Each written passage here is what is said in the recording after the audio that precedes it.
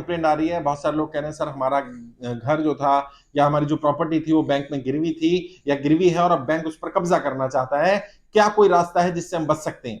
हम 3 इंस्टॉलमेंट नहीं दे पाए, हमारा अकाउंट एनपीए हो गया, एनपीए होने के बाद उन्होंने 13/2 का नोटिस दे दिया, 13/4 का नोटिस दे दिया, अब वो ऑक्शन करना चाहते हैं, क्या हम किसी तरह से ऑक्शन को रुकवा सकते हैं?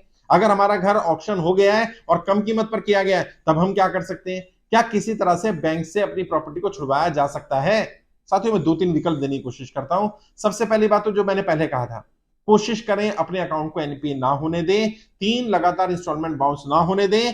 अगर आपका 3 इंस्टॉलमेंट लगातार बाउंस होते हैं तो बैंक के पास बहुत सारे अधिकार आ जाते हैं, लेकिन फिर भी अगर मान लीजिए हो गया है तो भी मैं अगर मान लीजिए 3 इंस्टॉलमेंट आप नहीं पे कर पा रहे तो एक और विकल्प उसमें होता है कि आप जितना अमाउंट पे कर पा रहे हैं उतना लोन अकाउंट में डाल दीजिए। लोन अकाउंट अलग होता है, आपका आपका पर्सनल अकाउंट अलग होता है। कई बार लोग अपने अकाउंट में डाल देते हैं, मान लीजिए 50,000 की किस्त है और 30,000 रुपए अपने अकाउंट में डाले, आपके अकाउंट से वो किस्त नहीं कटेगी। लेकिन अगर आपने 30,000 रुपए लोन अकाउंट में डाल दिए तो भी वो एनपीए नहीं होगा, कभी वो अकाउंट एनपीए नहीं हो सकता जिसमें हर महीने कुछ कुछ पैसा आता रहे। पहले पूरी इंस्टॉलमेंट नहीं आ रही है, वो आउटस्टैंडिंग रहेगा, उस पर वो सरचार्ज पेनल्टी लगा सकते हैं, लेकिन कम से कम आपका अकाउंट एनपीए नहीं होगा, आपका घर जाएगा नहीं। लेकिन मान लीजिए अब एनपीए हो गया, 13/2 का नोटिस आपको मिला, तो 13/2 के नोटिस में आपको 60 दिन का समय मिलता है, आप उस पर स्टे ले सकते हैं। 60 दिन के लिए आपको जब समय मिला तो आप एसडीएम के यहाँ जा सकते हैं, डीएम के यहाँ जा सकते हैं, वहां रिक्वेस्ट कर सकते हैं। जब आप बैंक में पे नहीं कर पा रहे हैं, बैंक से भी रिक्वेस्ट कर सकते हैं, बैंक आपके लोन को रिस्ट्रक्चर कर दे, रीफाइनेंस कर दे, आपको कुछ समय दे दे, कुछ लीन पीरियड मिल जाता है। और बहुत सारी जगह पर तो अभी सिचुएशन देखी है कि जब डीएम के पास जाते हैं, आप सिर्फ बोलते हैं कि मैं डीएम के पास जा रहा हूं बैंक में जाकर के, तभी बैंक वाले लोग आपको सीरियसली लेने लगते हैं। फिर भी आप डीएम के पास एक लेटर दे सकते हैं। बैंक से जब कम्युनिकेशन करें तो रिटर्न में करें और बताएं कि मैं मेरे पास 13/2 का नोटिस आया था, नोटिस का जवाब जरूर दें। और 13/2 का नोटिस है तो आप खुद ही जाकर के जवाब दे सकते हैं, किसी वकील के थ्रू भी जवाब दे सकते हैं, कम से कम 6 महीने साल भर का समय मांग सकते हैं और जितना आउटस्टैंडिंग है उतना पे करने के लिए भी हामी भर सकते हैं। मान लीजिए आपकी 3 इंस्टॉलमेंट बाउंस हुई है या 4 इंस्टॉलमेंट बाउंस हुई है, तो आप 3 या 4 इंस्टॉलमेंट की अगर कहीं से व्यवस्था कर लेते हैं तो भी बैंक आपको कंसिडर कर सकता है। और एसडीएम क्या जाकर के जब आप रिक्वेस्ट करेंगे वहां से भी आपको कुछ रिलैक्सेशन मिल सकता है, आपकी प्रॉपर्टी बच सकती है। मान लीजिए आप 13/2 के नोटिस पर आपने एक्शन नहीं लिया तो 13/4 का नोटिस आपके पास आएगा। 13/4 के नोटिस में 30 दिन का समय मिलता है, उसके लिए भी आप स्टे ले सकते हैं, आप रिक्वेस्ट कर सकते हैं बैंक से 13/4 के नोटिस के बाद भी। अगर मान लीजिए उसके बाद भी नहीं हुआ और आपकी प्रॉपर्टी ऑक्शन हो रही है तो आप ऑक्शन को रुकवाने के लिए भी कोर्ट में जा सकते हैं। आप अलग अलग अपील अथॉरिटी है हमारे यहाँ पर, वहां जा सकते हैं। और जो हमारा ट्रिब्यूनल बनाया गया है, रिकवरी के लिए ट्रिब्यूनल बनाया गया है, वो वहां पर भी जा सकते हैं आप।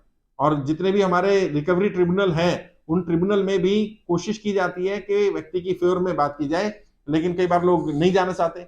लोगों को लगता है कि अगर मैं यहाँ जाऊंगा तो कहीं ऐसा ना हो मेरे खिलाफ काम हो जाए।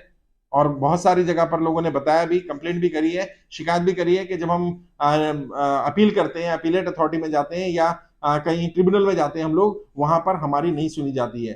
कोशिश करनी चाहिए कि आप अपने केस को पहले ही स्ट्रॉन्ग करें, बैंक से कम्युनिकेशन रिटर्न में करें, और रिटर्न में करेंगे तो आपको काफी बेनिफिट मिल जाएगा। क्योंकि डीआरटी में जब आप जाएंगे, डीआरटी है क्या?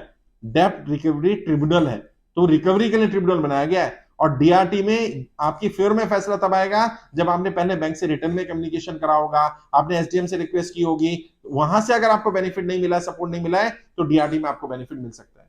मान लीजिए आप डीआरटी में भी चले गए और डीआरटी में आप केस हार जाते हैं, तो आप डीआरटी के बाद डीएआरटी एपिलेट है इस ट्रिब्यूनल का, वहां पर अपील कर सकती हैं। डीआरटी में क्या होता है, डीआरटी के फैसले को चैलेंज किया जा सकता है, आपको 90 दिन का समय मिलता है, विद इन 90 डेज आप जाकर के चैलेंज कर सकते हैं, तो अगर आप उस फैसले से खुश नहीं है। अगर मान लीजिए आपकी बैंक ने प्रॉपर्टी ऑक्शन कर दी है, कम कीमत पर ऑक्शन करी है, तब भी आप डीआरटी में जा सकते हैं, डीआरटी में जा सकते हैं, आप कोर्ट में भी जा सकते हैं, हाई कोर्ट में भी अपील कर सकते हैं आप। डीआरटी और डीआरटी को जो अधिकार दिए गए वो हाई कोर्ट के इक्विवेलेंट अधिकार दिए गए, ट्रिब्यूनल जो बनाया गया है। लेकिन आप कोर्ट में जा सकते हैं, कोर्ट में जाकर के बता सकते हैं कि आपकी प्रॉपर्टी की कीमत कितनी थी, मार्केट वैल्यू कितनी थी और कितने में बेची गई, कितने में बेची जानी थी। अगर वो केस में डिफरेंस ज्यादा दिखता है तो कोर्ट उस पर स्टे कर सकता है, कोर्ट आपकी प्रॉपर्टी को वापस भी दिलवा सकता है अगर आप केस जीत जाते हैं तो ये सारे अधिकार आपके पास है। लेकिन उतना इंतजार मत करिए डीआरटी में केस हारने का, डीएआरटी में जाने का, फिर कोर्ट में जाने का। इतने लंबे प्रोसेस से अगर बचना चाहते हैं तो सबसे बेस्ट तरीका यह है, 3 लगातार इंस्टॉलमेंट बाउंस मत होने दीजिए, अपने लोन अकाउंट में हर महीने कुछ कुछ अमाउंट डालते रहिए।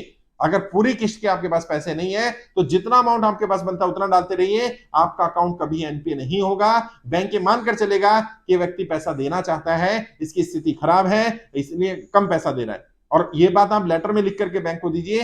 अगर बैंक के मैनेजर लेटर रिसीव नहीं करते हैं तो कोई बात नहीं है, आप उनको स्पीड पोस्ट भेज सकते हैं। उसका स्पीड पोस्ट का जो आपको रसीद मिलती है वो अपने पास रखिएगा, ताकि जब आप डीआरटी में जाएंगे, जब आप एसडीएम के जाएंगे, आपका केस मजबूत रहेगा कि आपने बैंक से रिक्वेस्ट की थी, बैंक को बताया था, आपकी स्थिति खराब हुई है, आप पूरा पैसा नहीं पे कर पा रहे हैं, आप थोड़ा थोड़ा अमाउंट डाल रहे हैं, और अमाउंट डाल रहे हैं उसका रिकॉर्ड आपके पास होना चाहिए।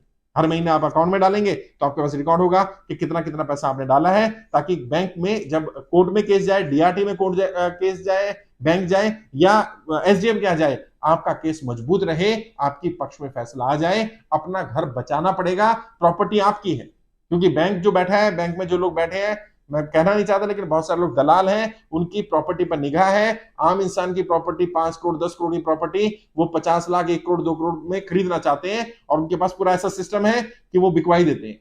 तो आप अगर इससे बचना चाहते हैं, अपनी प्रॉपर्टी बचाना चाहते हैं, तो थोड़े एफर्ट करिए, क्योंकि आपकी प्रॉपर्टी मेहनत की कमाई है, ऐसे वेस्ट नहीं होनी चाहिए।